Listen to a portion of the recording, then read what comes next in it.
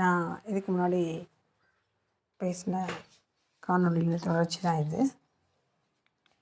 அதாவது சித்தர்களோட எனக்கு இருந்த சில அவங்க அருள் அந்த அனுபவத்தை தான் ஷேர் பண்ணியிருந்தேன். அதோட கொஞ்சம் இன்னும் கொஞ்சம் ஷேர் பண்ண வேண்டியது இருந்தது. அந்த வீடியோ தான் இது.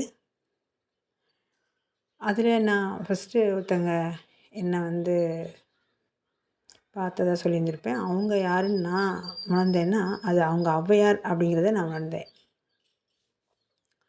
அந்த டைமில் எனக்குள்ளே ஔவையாருங்கிற தன்மை ரொம்ப தீவிரமாக அதோட ஃப்ரீக்குவன்சி இருந்துச்சு. அவங்க தான் அப்படின்னு என்னால் ஒரு ஆழமாக உள்ளுணர்வாக உணர முடிஞ்சது.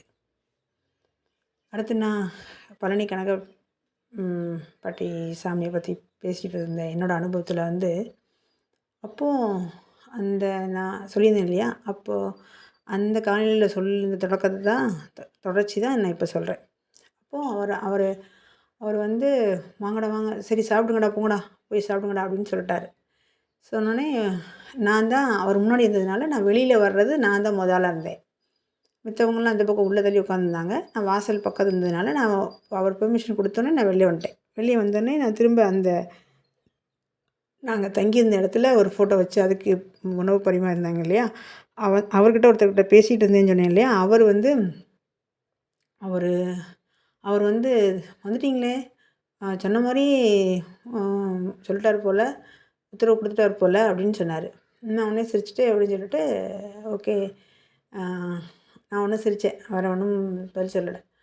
ஆனால் நான் அந்த பக்கம் வந்தேன் பார்த்தீங்களா, ஃபஸ்ட்டு வெளியே வந்தேன் பார்த்தீங்களா, நான் தானே முதல்ல வெளியே வந்தேன். அப்போது அந்த விபூதி வாசனையிலே ஒரு வித்தியாசமான ஒரு ஸ்மெல் நான் உணர்ந்தேன் இல்லையா, உள்ளுக்குள்ளே முருகன் தான் பேசினார் அப்படிங்கிறது. அப்போது அவர் அந்த பக்கம் போயிருந்தா, இவர் கதை தந்திருந்தா, அப்படி உண்மையாக இருக்கும் பட்சத்தில் அந்த விபூதி வாசனை அவ்வளோ அழகாக அந்த மனம் இருந்தது.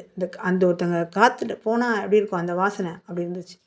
அதனால தான் நான் ஆழமாக உங்கள்கிட்ட ஒரு கான்ஃபிடெண்ட்டாக சொல்கிறேன், அது முருகன் அப்படின்னு சொல்லிட்டு.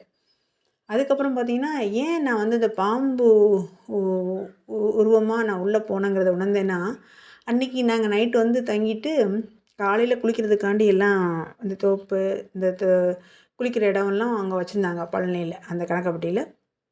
அங்கே குளிக்க ஒரு இடமா எந்த இடத்துல வசதியாக இருக்குன்னு கேட்டுட்டு போயிட்டுருக்கோம் பெண்கள்னால்.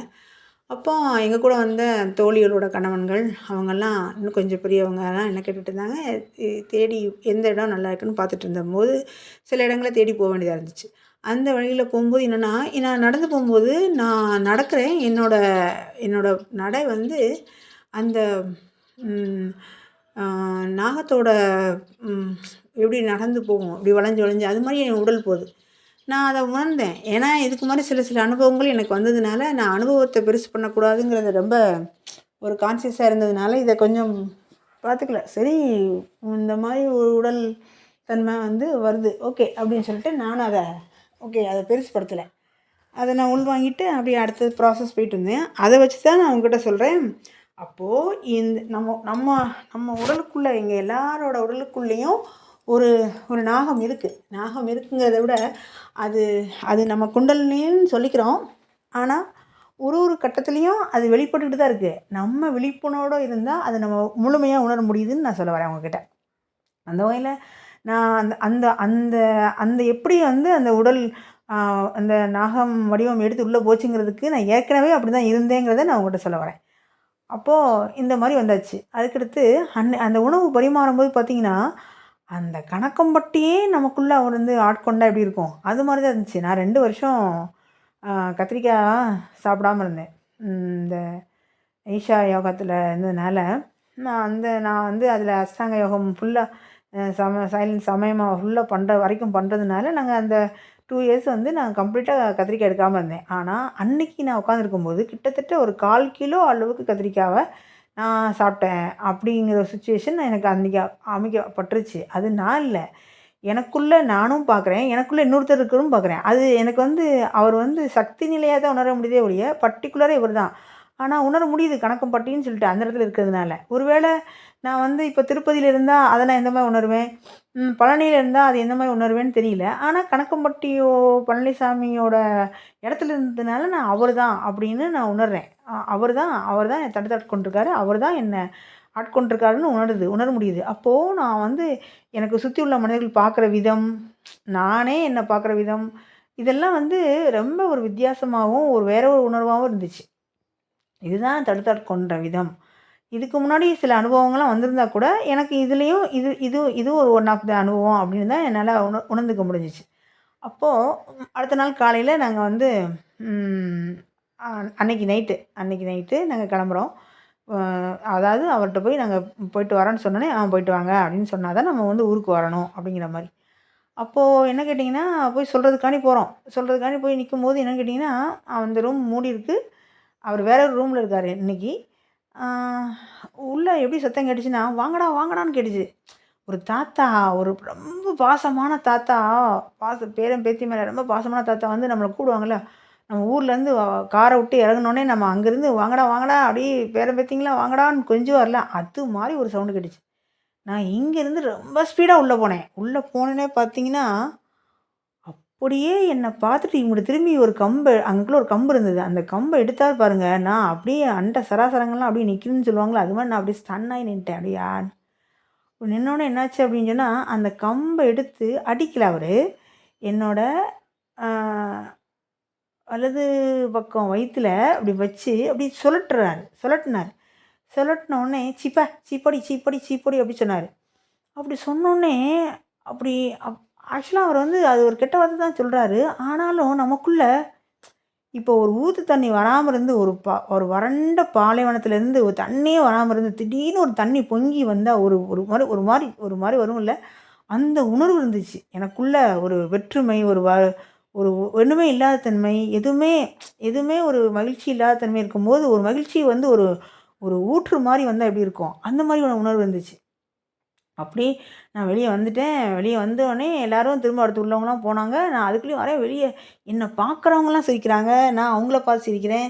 அ அங்க சுத்தி இருக்க அந்த அந்த அந்த சுத்தி இருக்க ஒரு உயிரற்ற பொருட்கள், உயிரில்லாத பொருட்கள கூட நான் அப்படி ஒரு கான்ஷியஸோட பார்த்துட்டு வரேன். அ எனக்கு யாருன்னு தெரியாதவங்க கூட அதாவது நான் இப்போ அவர பார்த்துட்டு வெளிய வந்துட்டேன் இல்லையா? அவர நோக்கி போக்க வர அத்தன பேரும் என்ன சிரிச்சுக்கிட்டே தான் போறாங்க. நான் சிரிச்சுட்டே தான் இருக்கேன். அந்த சிரிப்ப என்னால கண்ட்ரோலே பண்ண முடியல. அதாவது இந்த நம்ம ஒரு இந்த சிரிக்கும் வாய்வு வந்து நம்ம சயன்ஸ் லேப்ல குடுத்தா நம்ம சிரிச்சுட்டே இருப்போம்ன்னு சொல்லுவோம்ல. அது மாரி என்னோட என்னோட முகம் சிரிப்பு தன்மைய கொஞ்சம் கூட குறைக்கவே இல்ல. அந்த இடத்துலேருந்து நாங்க தங்கியிருந்த இடத்துக்கு வர வரைக்கும். எதிர்ல பார்த்தவங்க எல்லாத்தையும் சிரிச்சுட்டே வரேன். அப்போ அன்னைக்கு ஒரு 7 பேரையோ, 6 பேரையோ அடிச்சாராமா. அவங்களுக்கு எல்லாருமே என்னன்னா, ஏதோ ஒரு தன்மைய அவர் வந்து உடைச்சிருக்காரு அப்படிங்கிறது தான். அப்போ இந்த பிரபஞ்சம் இந்த மாரி ஒரு சித்த புருஷர்கள்லாம் குடுத்து, ஒரு மனிதனுக்கு எவ்வளோ தன்மைய அ அதாவது உடைக்கவே முடியாது.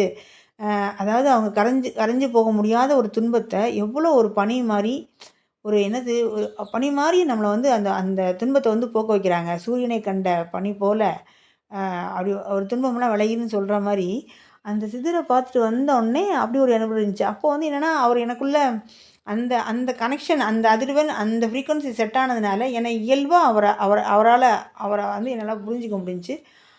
அவரோட பிரசன்ஸ நான் அடிக்கடி உணர முடிஞ்சுச்சு. ஆனா, அவங்க ஒரு பர்ட்டிகுலர் டைம் வரைக்கும் தான் இருக்காங்கங்கிறது ஆனா நெனச்சா இப்ப எப்படி நம்ம வந்து அப்பா, அம்மா கூட இருப்போம். கல்யாணம் ஆயிருக்கும், எல்லாம் ஆயிருக்கும். ஆனா, நம்ம நெனச்சா அம்மா வீட்டுக்கு போறோம், அப்பா வீட்டுக்கு போறோம்.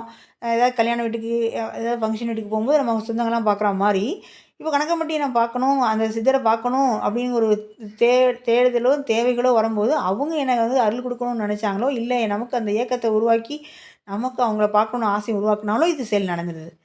ஸோ, இந்த வகையில தான் அந்த சித்தர்கள் நம்மள தடுத்தாட்கொண்டு, நமக்கு கரைக்க முடியாத துன்பத்த, நம்மளால உடைச்சுக்க முடியாத ஒரு ஒரு ஒரு தன்மைய வந்து அவங்களுக்கு உடைச்சு, நம்மள கரைச்சு, நம்மள வந்து அந்த கர்மாங்கிறத கூட நமக்கு எதுவுமே இல்லாம ஆக்கி, ஆ ஒரு ஒரு என்ன சொல்றது? ஒரு குழந்தைய வந்து கைய பிடிச்சு வழிநடத்தி போற மாரி இந்த சித்தர்கள் நம்மள வந்து வழிநடத்தி போறாங்கன்னு நம்மளால உணர முடியுது. அ இது இதில வந்து நான் என்னோட 2 அனுபவத்த வந்து ஷேர் பண்ணியிருக்கேன். அடுத்து வந்து பார்த்தீங்கன்னா, மாயம்மா சித்தரையும், அதுக்கடுத்து ரெட்டியப்பட்டி சாமிகள் சித்தரையும் பத்தி நான் உங்கட்ட ஷேர் பண்ணணும்னு ஆசைப்பட்டேன். இந்த மாதிரி எனக்கு எனக்கு எனக்கு வந்து சில சில சில சித்தர்கள் வந்து எனக்கு அனுபவம் கொடுத்தத வந்து உங்கள்கிட்ட ஷேர் பண்ணும்போது, அதன் மூலம் உங்களுக்கும் இந்த இந்த டைமில் வந்து நீங்கள் எப்படி வந்து அத அத அணுகணுங்கிறத உங்களால் உணர்ந்துக்க முடியும். நன்றிகள்.